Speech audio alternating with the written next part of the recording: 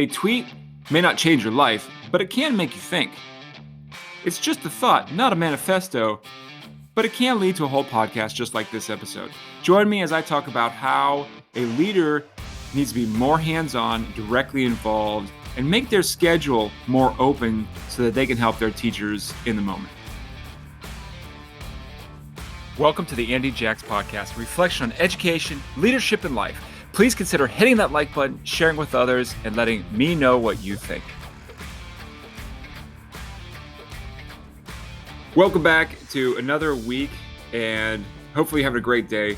This week, we're going to talk about a little bit about a reaction of social media on a situation I went through this week and reflection, but then also how maybe some thoughts about leadership and the things that we could do better as leaders to not only be more effective, but connect better to the real work being done around us.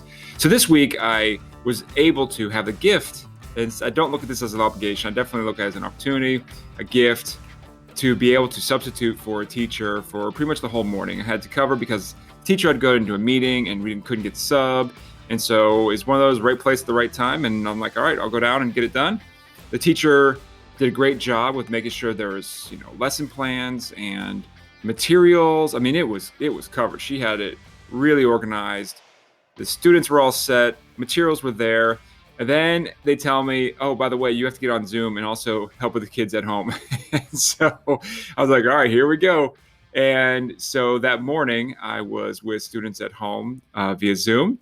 And then there's about, 10 kids in the classroom as well. So being torn between both the students at home and in person really made me think. I have multiple tabs going on, sharing the screen.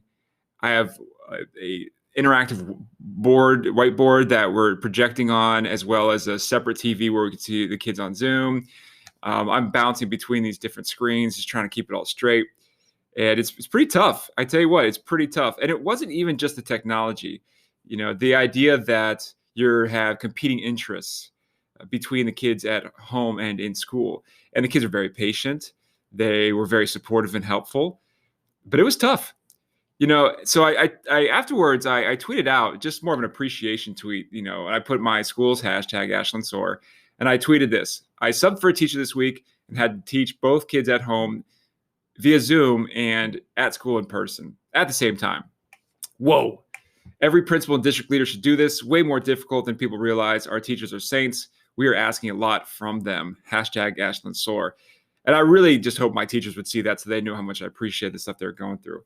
But it got a lot of traction. So, as I'm doing this podcast, I'm looking at it now with 191 retweets, quote tweets 31, likes over 1,500 likes, and people are really responding to this. One, I think they're responding to this because of the acknowledgement of a school leader saying how difficult it is to do this new way of teaching that I hope is a temporary way of teaching. And two, I think the appreciation for a school leader to step into the shoes of a teacher. So it's not just they acknowledge how hard it is, but they're willing to also do it and see what it's like firsthand. And I didn't put this out for any other reason than just to be supportive of my teachers. I think you have to be careful with social media and this sense of, making yourself, what they call it, the humble brag, right? Making you sound like awesome because of something you did. I didn't take a selfie from the classroom or anything like that. It was just more of a reflection. And I worry about the long-term expectation of teachers with concurrent learning, especially given current class size. If we have these large class sizes that we often get ourselves into, 20, 25, 30 kids, and you have to teach some of those students at home, I think that could be extremely challenging if that's the new norm, which I hope it's not. We have to do what we have to do, especially during COVID. I feel like teachers have gone above and beyond to step up when the time was needed. But going forward, we have to think about what is the norm, what should be the norm, and how can that be effective? It's not that teachers don't want to do something. I really don't believe that. I think it's that they really want to do a great job and they want to be highly effective, seeing progress of students and being there for both sets of kids at the same time, not just getting the job done, but doing a really good job seeing kids progress. And they get really frustrated, I think, when they put so much work in and you just don't see that impact that you normally could have in person. And I think for school leaders, there's a difference between talking about something versus doing it. We could talk about the things that they're going through, or we can experience ourselves firsthand. And that is such a valuable experience. So this was just a thought. A tweet is just a thought. It's not a life's manifesto. It's not a philosophy of education. It's just a thought and just a reflection. But it's interesting to see the responses that people reply back. One of the responses I saw was, how is this difficult? If you have the right technology, isn't it difficult if you know how to teach with technology? And I try really hard not to respond back to tweets, unless they're just a good conversation. I think it is difficult. I think, yes, I would consider myself pretty tech savvy. If anyone that knows me knows the things that I do, I'd say I'm pretty tech savvy. And I still thought it was pretty difficult. It wasn't just the technology. It was, like I said earlier, the competing interests. You are torn between who to help in that moment. And when I let go of that Zoom, when that time for that Zoom session was over, and I went back to just the students in person, I could personally feel the weight taken off of my shoulders at that moment. And I could feel just the sense of like, okay, a little bit back to normal. Because when you're with students in person, it's a different experience. You get to see the real child. You get to see what they're really like, better sort of sense of their strengths, and the relationship is stronger. We hear comments all the time from staff about how the child seems just different in person than at home. And I think it's not that they are a different child. It's just that school is a great place for learning, and we get to really see them blossom and develop. And I think teachers appreciate that learning environment. Our teachers really appreciate coming in person. So if anything, it just strengthens our idea of getting kids in the building and what public education really is. I think there's so many people that says, oh, the new norm for public education is all virtual. We have all these new options. I think there could be an element of that for some students at some times. But in general, there's something special about public education where we're able to provide the level of support we are in person and have those one-on-one or one-on-5 or one-on-20 relationships. It's special. And you should feel proud of that. If you're an educator, you should feel proud about what we can do and the ability for us to teach more students now. Think about this. We're teaching more students now than the history of mankind. The history. Who we're able to teach, when we're able to teach them, how much we're able to teach them, the content, the standards, the high expectations are so high.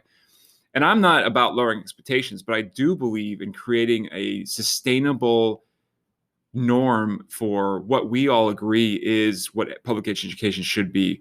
Not because of, a situation like COVID, but in general, what should we be able to do?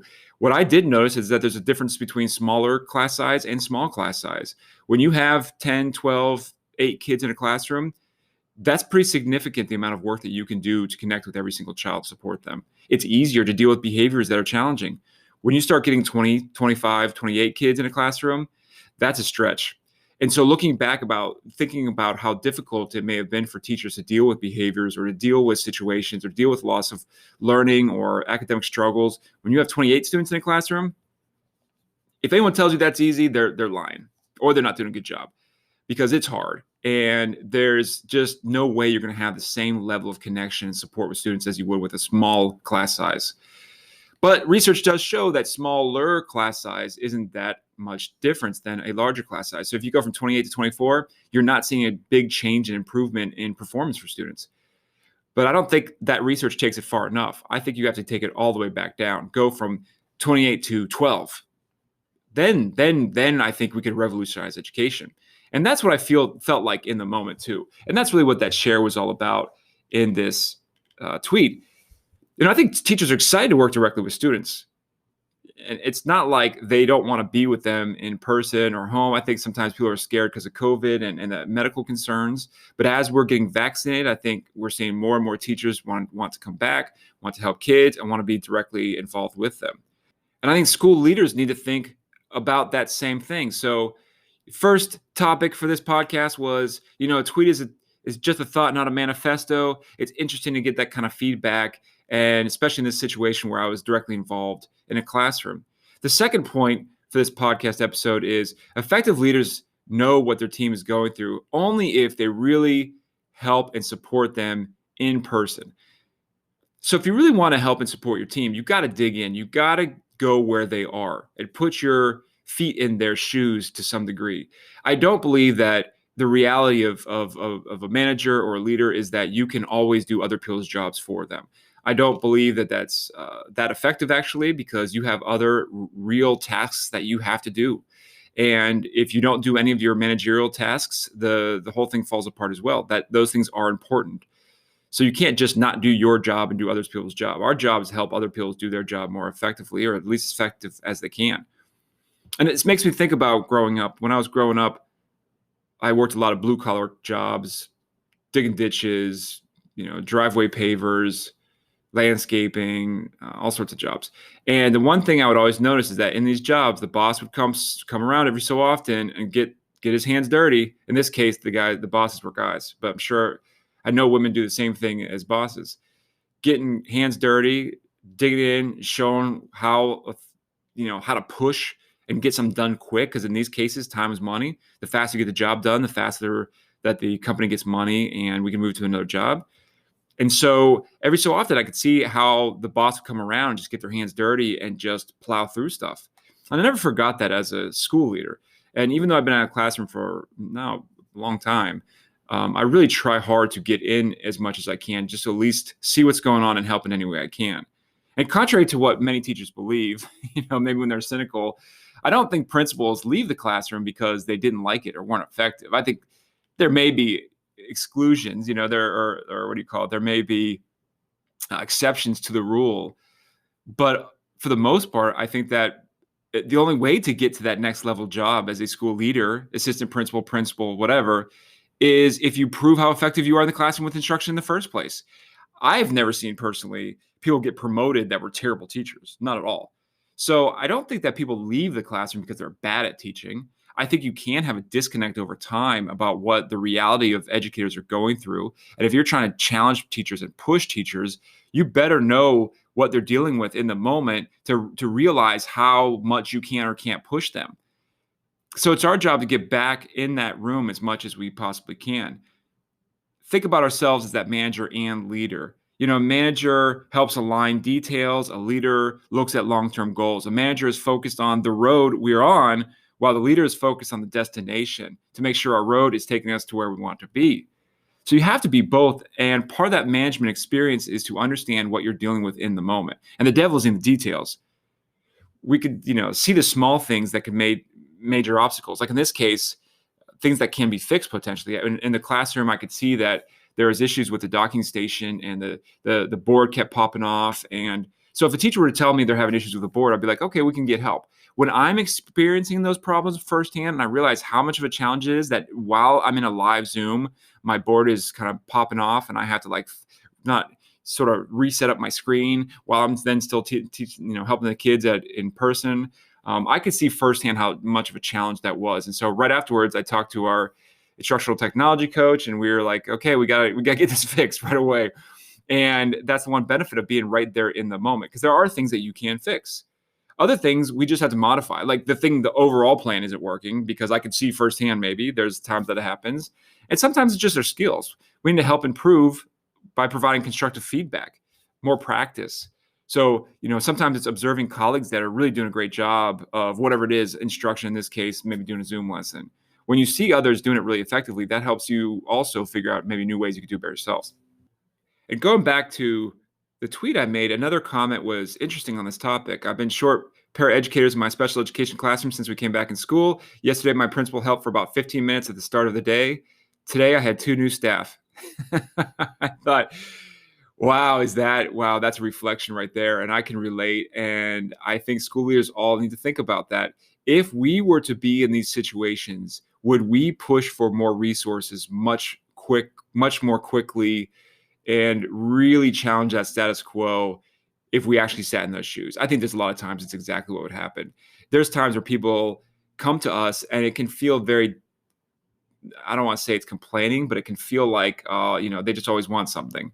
And I really try not to think that way. In fact, I have a green light in my office on every day because I try to provide whatever resources I can, no matter what. If I can get them to them, I'll do it. But when you're sitting in that room and you're going through the same exact situation they're going through, sometimes the feeling, the emotional connection or baggage or whatever you want to call it is just more powerful. You feel the frustration, you feel the inadequacy, you feel the inability to really be effective in your job. And then at that point, I think school leaders then think twice about providing more resources. It's also true for behaviors that we see in the classroom. We deal with these behaviors sort of remotely as leaders at times. people come to us concerning, and then we just sort of provide these suggestions. But unless we see these behaviors firsthand and we don't judge the teacher or the reaction, but we literally put ourselves with that child to see how we would react in those situations, then I think we can give more suggestions. But if you're sitting in an intervention team meeting or you're trying to talk about a situation, you've never actually sat with that student, there's no way you're going to effectively help provide suggestions for improvement. So getting into that classroom, helping with that child, and the more you can do it, the better. Even if you're not successful in turning this child's behavior around, at least you get a better understanding of what the classroom is going through. In some cases, you can see that, oh no, there are things we could do better. There are possibly things a teacher could improve on, or organizational things or instructional things. There's always things that we can improve. But then sometimes you see and you realize, no, they're doing a pretty good job, and this is a challenge. And so we need to come up with another plan than just tell the teacher to work harder or come up with more ideas. Sometimes the plan is to modify things and the whole design of the intervention and supports that the child is receiving. And knowing the difference is critical, because if you're going to keep blaming teachers for something that is out of their control, you're going to lose trust with them, and you're going to ultimately lose them altogether. So really understand the difference of that is critical. And the last point is effective leaders must reduce what is on their agenda and schedule themselves to be in the right place in the right times if they really want to be hands-on. If your schedule is so packed with meetings and other tasks that take you away from getting your hands dirty, or in this case, I really hate that term hands dirty. I think the whole idea of being hands dirty is, you're digging in the dirt and you're getting, directly involved with the work. But I don't love that term for education because it sounds like the work that teachers do is dirty, and it's not. It's very noble and it's very special. So if you really want to be noble, I'll change this around, then you get into those classrooms and make that part of your new agenda. And if you're too busy with meetings, you need to consider how effective and productive that really is for you. And why are you so busy with meetings? Are those meetings so effective that it's changing behavior and it's changing education in those classrooms, the instruction? Is it really changing things around? And are you really, this is some honest truth out there, you guys, are you really just avoiding other things by sitting in these meetings? Because maybe it's more comfortable. Think about that. Is this more comfortable for you than actually getting in those rooms and getting directly working with students? There's so many times where I regret sitting in a meeting or looking at a spreadsheet or working on something instead of just literally going right directly with that student. Not only does it help the teacher, because the teacher can see that you're being very supportive in the moment, but it also can be effective, just a better use of your time. And now you can't do that every day, all day, of course, because you had other tasks, but you have to do that to some degree so that you can truly be like a hands-on leader.